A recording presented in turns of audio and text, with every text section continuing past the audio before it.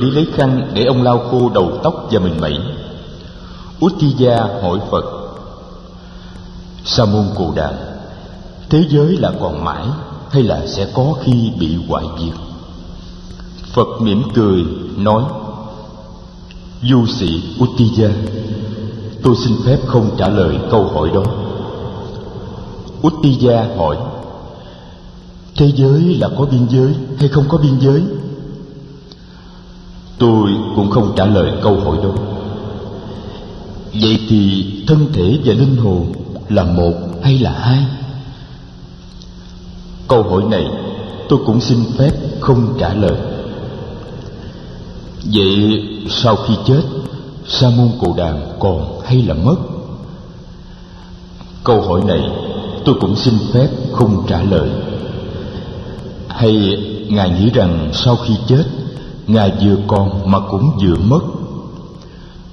Câu hỏi này tôi cũng không trả lời. Như vậy thì chắc Ngài cho rằng sau khi chết, Ngài không còn mà cũng không mất. Du sĩ Uttija, câu hỏi đó tôi cũng không trả lời. Uttija lộ vẻ ngạc nhiên. Ông nói: Câu nào tôi hỏi, Sa môn Cồ Đàm cũng không trả lời. Tại sao vậy? Vậy câu hỏi nào Sa môn Cồ Đàm mới chịu trả lời? Phật nói: Tôi chỉ trả lời những câu hỏi về đạo pháp có liên hệ tới công phu tu tập nhằm cạn lọc thân tâm, vượt thắng lo âu và sầu khổ mà thôi.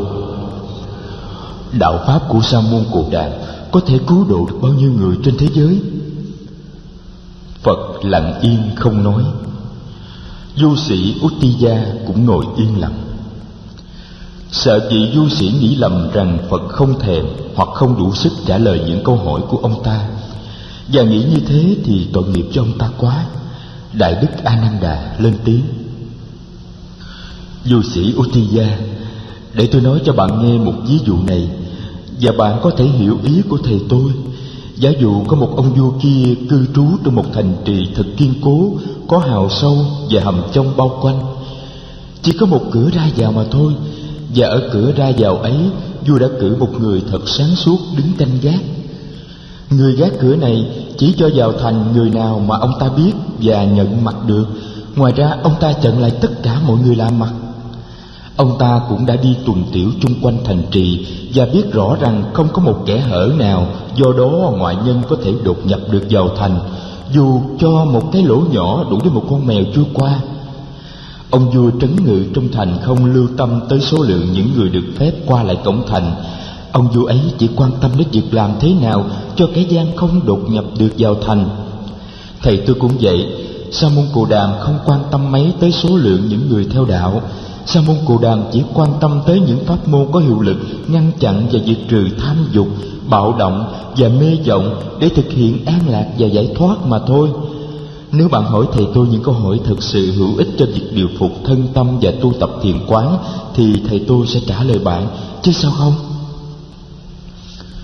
Du sĩ Uttija lĩnh ý, nhưng vì ông ta quá chú trọng đến những vấn đề thuộc phạm vi lý luận siêu hình. Sau vài câu hỏi không được giải đáp, Vacchagotta đứng dậy và bỏ đi. Sau khi Vacchagotta đã đi khuất, Đại đức A Nan Đà hỏi Phật: Thế Tôn, trong các buổi pháp thoại, Thế Tôn đã từng có giảng dạy về đạo lý vô ngã. Tại sao hôm nay Thế Tôn không trả lời những câu hỏi về ngã của du sĩ Vacchagotta? Phật nói: A Nan Đà, đạo lý vô ngã mà tôi giảng dạy cho các vị khất sĩ là một pháp môn hướng dẫn thiền quán, mà không phải là một chủ thuyết. Hiểu nó như một chủ thuyết, các vị có thể bị kẹt vào nó. Tôi đã chẳng có lần nào bảo các thầy là giáo pháp phải được xem như chiếc bè chở ta qua sông, như ngón tay chỉ mặt trăng, và ta không nên bị kẹt vào giáo pháp hay sao? Du sĩ Vacchagotta chỉ muốn tôi đưa ra một chủ thuyết, thì tôi đưa ra làm sao được? Tôi không muốn cho Vacchagotta kẹt vào một chủ thuyết, dù là chủ thuyết hữu ngã hay là chủ thuyết vô ngã. Nếu mình nói với ông ta là có ngã, thì là mình đi ngược lại giáo pháp của mình. Nếu mình nói với ông ta là không có ngã, để ông ta níu vào đấy như một vũ thuyết, rồi để ông ta bị kẹt vào đấy, thì có ích gì cho ông ta? Vậy nên im lặng là câu trả lời hay nhất trong trường hợp này. Thà rằng họ cho là mình không biết còn hiện hữu hay không. Rồi các vị du sĩ buộc Đại Đức A Nậu Lâu Đà chọn một trong những mệnh đề sau đây. 1. Sau khi chết, Sa môn Cồ Đàm còn. 2. Sau khi chết, Sa môn Cồ Đàm mất. 3. Sau khi chết, Sa môn Cồ Đàm vừa còn vừa mất. 4. Sau khi chết, Sa môn Cồ Đàm vừa không còn vừa không mất. Khất sĩ A Nậu Lâu Đà biết rằng trong 4 câu trả lời đó, không có câu trả lời nào phù hợp với giáo pháp của Phật. Thầy im lặng. Nhưng các vị du sĩ không bằng lòng sự im lặng đó. Họ buộc thầy phải nói một cái gì đó. Cuối cùng Đại Đức nói: Này các bạn, theo tri kiến của tôi thì trong 4 mệnh đề đó, không mệnh đề nào diễn tả được sự thật về Sa môn Cồ Đàm. Các thầy du sĩ cười và bảo nhau: Xem bộ vị khất sĩ này là người mới tu, cho nên ông ta mới không trả lời được câu hỏi của mình và tìm mọi cách để thối thác. Thôi, chúng ta nên để ông ta đi cho rồi. Nói: Bạch Thế Tôn, không. Có thể tìm Sa môn Cồ Đàm nơi tri giác, tâm tư và nhận thức không? Bạch Thế Tôn, không. Vậy thì A Nậu Lâu Đà, có thể tìm Sa môn Cồ Đàm ngoài hình sắc không? Bạch Thế Tôn, không. Có thể tìm Sa môn Cồ Đàm ngoài cảm giác không? Bạch Thế Tôn, không. Có thể tìm Sa môn Cồ Đàm ngoài tri giác, tâm tư và nhận thức không? Bạch Thế Tôn, cũng không. Phật nhìn A Nậu Lâu Đà: Vậy thì tìm Sa môn Cồ Đàm ở đâu? A Nậu Lâu Đà: Ngay trong giờ phút hiện tại, đứng trước Sa môn Cồ Đàm mà còn không nắm bắt được Sa môn Cồ Đàm, huống hồ là sau khi Sa môn Cồ Đàm diệt độ. A Nậu Lâu Đà, tự thân của Sa môn Cồ Đàm cũng như tự thân của bất cứ một pháp nào trong vạn pháp, không thể nào nắm bắt được bằng khái niệm, bằng những phạm trù của nhận thức phân biệt. Phải thấy được các pháp trong liên hệ duyên khởi của nó, phải thấy được Sa môn Cồ Đàm nơi những pháp mà ta thường cho là không phải Sa môn Cồ Đàm. Như thế mới thấy được chân tướng của Sa môn Cồ Đàm. A Nậu Lâu Đà, muốn thấy được tự tánh của một đóa hoa sen, ta phải thấy được đóa sen nơi những pháp mà ta không gọi là đóa sen, như ánh sáng mặt trời, nước hồ, đám mây, bùn đất, hơi nóng. Chỉ có cái thấy đó mới đưa ta vượt thoát được cái lưới biến kế sở chấp, tức là cái lưới phân biệt khái niệm, tức là những phạm trù sinh diệt này kia, có không, dơ sạch, thêm bớt. Muốn thấy được Sa môn Cồ Đàm cũng thế. 4 phạm trù có, không, vừa có vừa không, không có cũng không mà các vị du sĩ đưa ra ấy chỉ là 4 cái lưới nhện trong số bao nhiêu chiếc lưới nhện khác, không có đủ sức nắm bắt được con chim đại bàng của thực tại mầu nhiệm. A Nậu Lâu Đà, thực tại thân không thể dùng khái niệm phân biệt mà nắm bắt, không thể dùng ngôn ngữ văn từ mà diễn bày. Chỉ có trí tuệ thực chứng do thiền quán đem lại mới giúp ta thể nhận được tự thân thực tại. A Nậu Lâu Đà, một người chưa bao giờ có dịp nếm hương vị của một trái xoài thì không thể nào biết được hương vị ấy, dù người khác có dùng bao nhiêu ngữ ngôn, văn từ và khái niệm phân biệt để diễn tả hương vị trái xoài cho người kia nghe.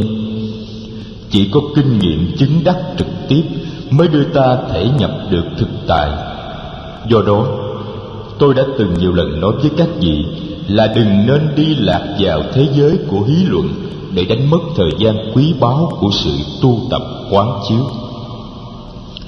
A Nậu Lâu Đà, vạn pháp là vạn pháp trong cái tự thân như thật của nó, cho nên ta gọi tự thân của các pháp là chân như. Chân như là tự thân mầu nhiệm của vạn pháp. Đóa sen từ chân như mà tới, A Nậu Lâu Đà cũng từ chân như mà tới, Sa môn Cồ Đàm cũng từ chân như mà tới. Từ chân như mà tới thì gọi là Như Lai. Từ chân như tới, vạn pháp đi về đâu? Vạn pháp đi về chân như. Đi về chân như thì gọi là như khứ. Thật ra vạn pháp không từ đâu tới cả, cũng không đi về đâu cả, vì tự thân của vạn pháp đã là chân như rồi. A Nậu Lâu Đà, nghĩa đích thực của Như Lai là không từ đâu tới mà cũng không đi về đâu cả. Từng vô sở lai, diệt vô sở khứ.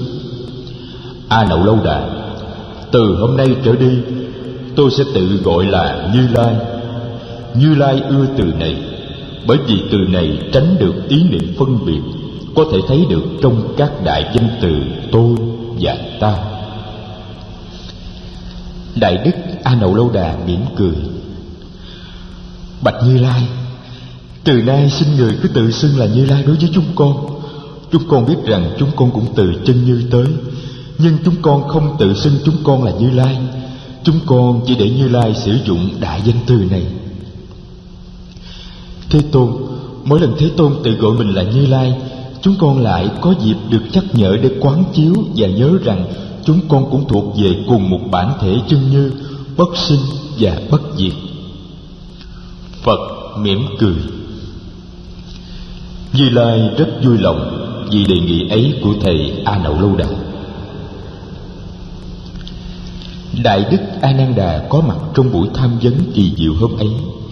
Sau khi cuộc tham vấn chấm dứt, thầy đi theo Đại đức A Nậu Lâu Đà.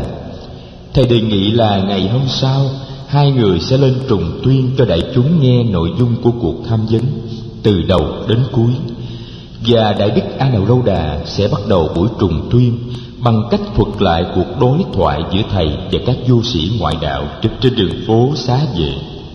Thầy A Nậu Lâu Đà